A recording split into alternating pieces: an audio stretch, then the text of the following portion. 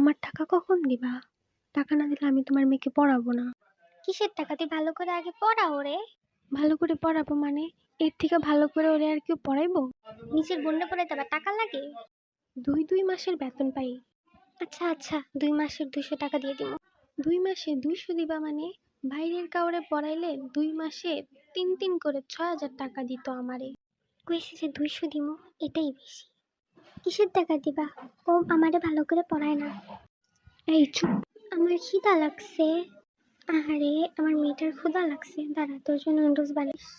কি ঢং! ঠিক আছে। ভালো কইরা পড়, আমি একটু মোবাইল টিপি।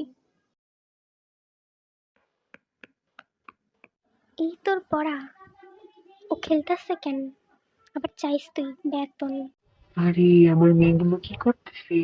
আপু, তোমার মেয়েটারে যে আমি পড়াই, 2 মাসের বেতন পাই। আরে মা, পড়াই শেষ যখন টাকা তো দিও, চিন্তা করিস কেন? চল বার্গার আনছি। দাঁড়াও আসতেছি। আমিও। তোর জন্য না নুডলস আনতেছে। বার্গার আমি খাবো। দেখো দেখো কেমন করে আমার সাথে। এই চুপ!